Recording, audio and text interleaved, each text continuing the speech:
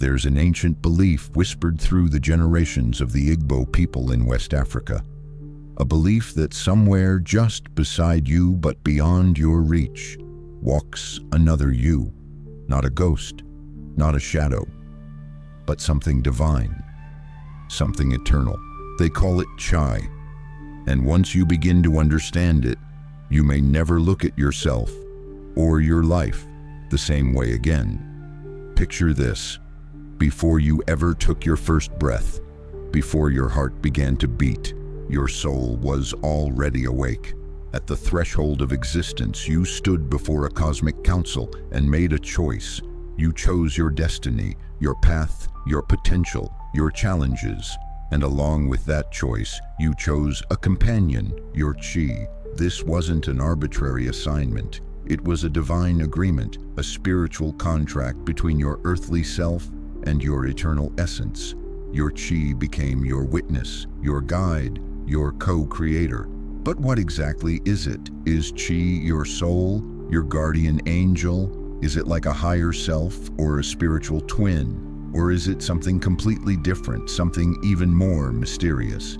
The concept of chi doesn't fit neatly into Western categories. It isn't merely a part of you, nor is it entirely separate. It walks with you, yet lives beyond you. It is said to shape your destiny and to whisper in your quietest moments, nudging you toward the path your soul chose before it forgot. In this video, we'll journey into the depths of African spirituality, exploring the layered, complex, and beautiful concept of Chi. We'll uncover how it fits into the larger cosmology of the Igbo people, what role it plays in your fate and your freedom, and how the ancients believed you could align with it, or fall out of sync. We'll compare this divine double to other spiritual ideas around the world, and uncover how this ancient African wisdom might just be the missing key in our modern search for purpose, intuition, and inner peace. Because maybe, just maybe, you've never truly walked alone. And that quiet voice you've heard, the one you've doubted, ignored, or forgotten, might be your chi, gently guiding you back to the path you once chose for yourself. Long before you arrived, long before the colonial world attempted to redefine Africa's spiritual identity, the Igbo people already had a cosmology as intricate and profound as any ancient civilization. At the center of their worldview was a deep understanding of the interconnectedness between the spiritual and material realms. Chukwu, the supreme god, was not merely a creator but the boundless source of existence. From Chukwu came all things: the sun, the stars, the ancestors, the earth, and within every human being, a distinct and personal divine energy known as Chai. Chi, in its most ancient interpretation, is not just a spiritual guide or energy signature. It is the very essence of a person's fate. It exists outside the body but is intimately tied to the soul. It's said that every individual is born with their own chi, and this chi is responsible for shaping their destiny. In Igbo thought, nothing happens without chi. It is invoked in moments of victory and questioned in times of loss. It is praised, consulted, even blamed, not because it is a god to be worshipped, but because it is considered a divine collaborator in one's life journey. The world was understood as a blend of Uwa, the physical world, Alusi, spiritual forces, and Mamuo, spirits of the dead.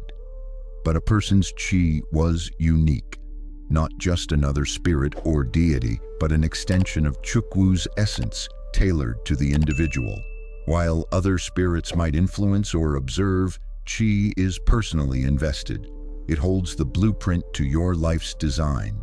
It stands as the divine witness to your incarnation, watching as you fulfill or stray from the agreements made before you were born. In ancient Igbo cosmology, one's success in life was seen as a reflection of their alignment with their chi. Not in a fatalistic way. The Igbo did not believe people were prisoners of fate, but in a dynamic, co-creative relationship. A man who honored his chi, listened to its signs, and walked in harmony with it, would experience clarity, blessings, and a deep sense of purpose. Conversely, to ignore or resist one's chi was to invite confusion, stagnation, or hardship. It wasn't punishment, it was dissonance.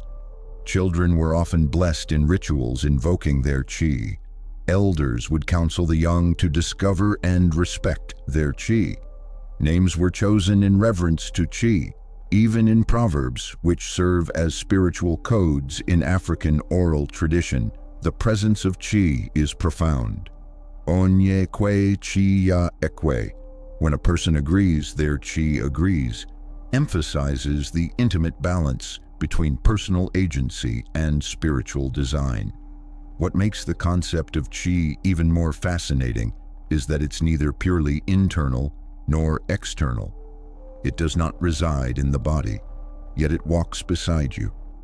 It does not force choices, yet it influences the path. It is not the soul, nor the mind, nor the ancestors, but it is connected to them all.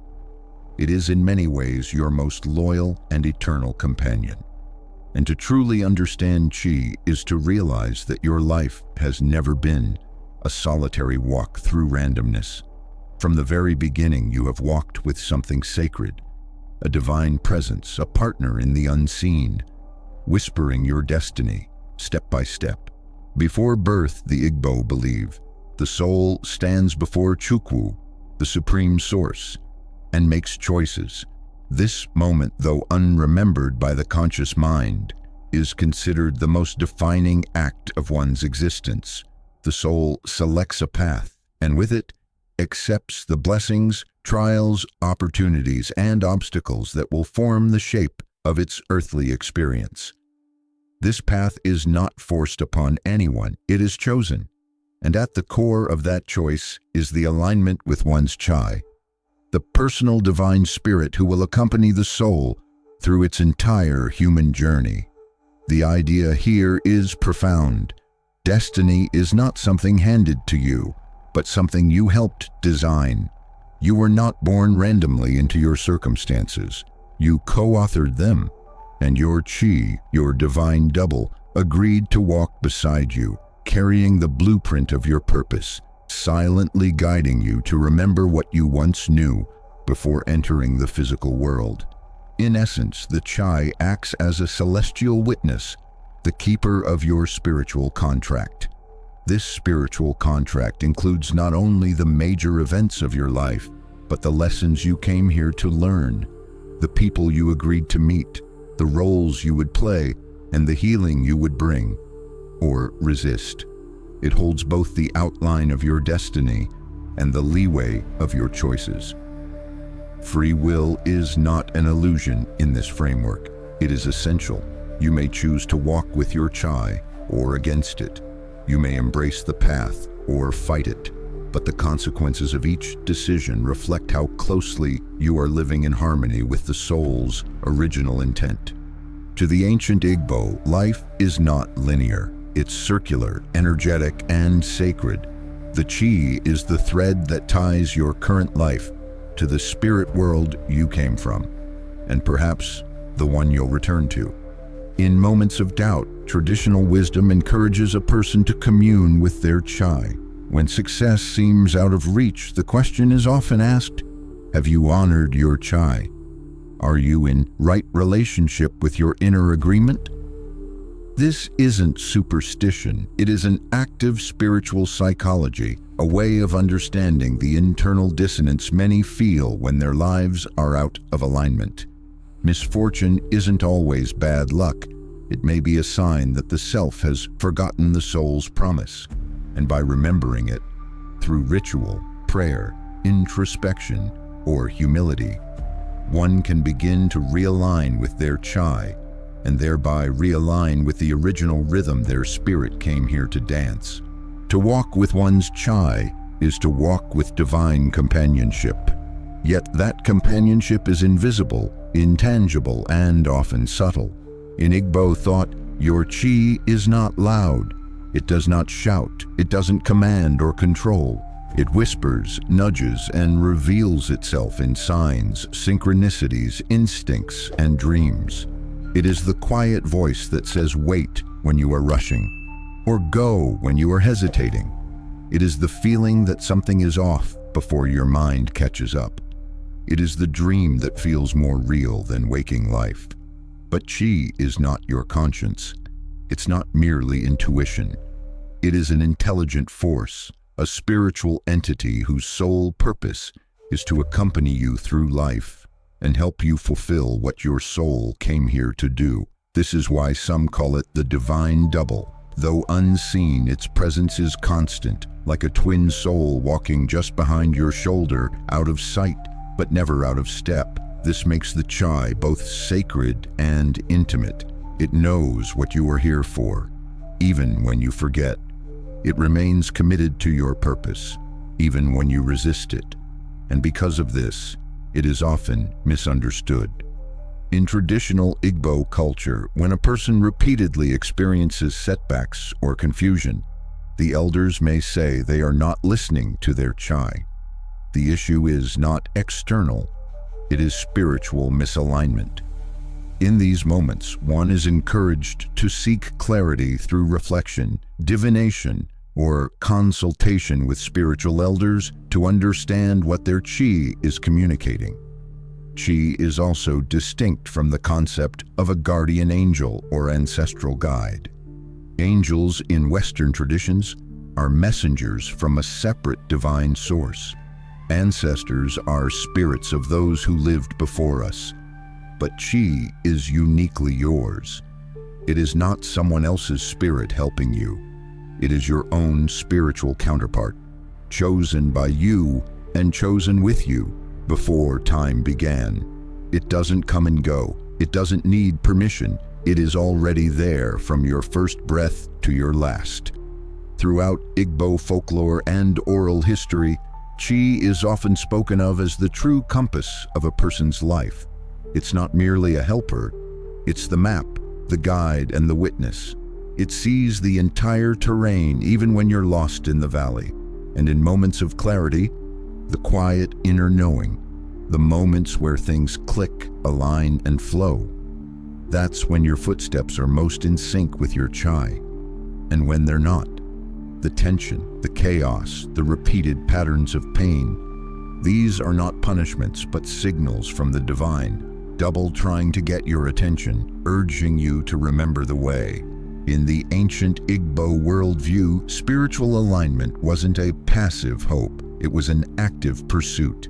To be in harmony with one's Qi was considered one of the most vital aspects of a successful and meaningful life. This alignment wasn't something you stumbled upon. It required awareness, attention, and relationship. And like any relationship, it needed tending. This is where ritual, prayer, and spiritual discipline entered the picture, not as superstition, but as tools for communication with your divine double. Practices varied across regions and families, but the intention was always the same: to stay in right relationship with one's Qi. Offerings might be left at shrines dedicated to the personal Qi, libations poured, prayers whispered in the early hours when the veil between worlds was thinnest. Before major life decisions, like marriage, travel, or a business venture, people would seek to consult their Qi, either through direct communion or through an intermediary like a diviner or elder. This wasn't asking for permission, it was seeking alignment. Is this in harmony with the path I've chosen? Was the deeper question beneath every ritual. When life began to unravel, when sickness lingered, success stalled, or strange misfortunes repeated, it was often seen not simply as bad luck, but as evidence that one had drifted from their Qi. In such times, people were encouraged to go back to their Qi, a phrase that meant not just spiritual reconnection, but personal introspection. Were you living in truth? Were you walking the path your soul chose? Or had you become seduced by the noise of the world? One of the most striking aspects of this spiritual framework is the refusal to separate the mystical from the practical. The chai wasn't some abstract idea meant for meditation alone. It was meant to be lived with, talked to, honored, and when necessary, reconciled with. If a person became deeply misaligned with their chi, rituals of realignment were performed, not to beg for blessings, but to restore the broken harmony between the self and the soul's divine blueprint. These rituals could be simple acts of intention or complex community gatherings led by spiritual elders, depending on the depth of the misalignment. In today's fast-paced world, where the spiritual is often compartmentalized or commercialized, the ancient relationship with Qi offers a radical alternative. It asks not, "What can I get from the universe?" but, "Am I living in tune with what I already chose?" It replaces randomness with responsibility, confusion with clarity, and disconnection with sacred partnership. To walk in alignment with Qi is not to expect a life without struggle, but it is to walk through those struggles with purpose, grace, and guidance that transcends the physical. And for those who seek to live not just a life, but the life they were born for, this relationship becomes everything. Modern life, in its rush and noise, often drowns out the whispers of the divine. We live in a world where productivity is praised, where logic reigns, and where intuition is dismissed as irrational. Yet in the quiet moments, when a decision feels heavier than it should, when a choice pulls at you without explanation, when a dream clings to your memory like a prophecy, that's when the chai speaks loudest. And in these moments, ancient wisdom finds its way back into our modern lives, whether we recognize it or not. The concept of Qi, though rooted in Igbo tradition, resonates far beyond its cultural origin. It speaks to a universal longing, to know why we are here, to understand our purpose, and to feel that we are not walking through life alone. In this way, Qi offers more than spiritual comfort. It offers a lens through which to view our challenges, our gifts, and our recurring patterns with deeper meaning. Why do some doors open easily while others remain sealed? Why do certain paths feel inexplicably right, even if they defy logic? The framework of Qi answers not with superstition, but with sacred logic, a reminder that your life is not an accident, and neither are its echoes. In a world obsessed with control, Qi invites surrender, not passive submission, but active trust. The trust that comes from knowing you co-created your path and that the part of you who remembers the plan is still guiding you through it. In a culture that teaches self-reliance to the point of isolation, Qi reminds you that your deepest wisdom is not something you have to seek outside yourself. It is already with you, beside you, and within you. Reconnecting with your Qi doesn't require abandoning the modern world. It simply asks you to pause, to listen, and to trust the nudges you've been trained to ignore. It might mean paying attention to dreams you once dismissed, feelings you once buried, or signs you once called coincidence. It may also mean slowing down long enough to hear that quiet voice say, "This is the way." The forgotten power of Qi lies in its ability to restore what the modern world has fractured, the link between the self and the sacred, between purpose and direction. When you begin to listen again, to honor that inner rhythm, life begins to unfold differently. It doesn't become easier, but it becomes aligned. And in that alignment, something extraordinary happens. Decisions feel clearer, energy flows more freely, the inner war quiets. You begin to move as if life itself is dancing with you, and perhaps it is. Perhaps your Qi has simply been waiting for you to catch the beat again. If you've made it this far, then something inside you is already listening. Perhaps it's curiosity, perhaps it's recognition, Or maybe it's the quiet knowing that you've felt this presence all your life but never had the words for it. The truth is, your chi has never been absent.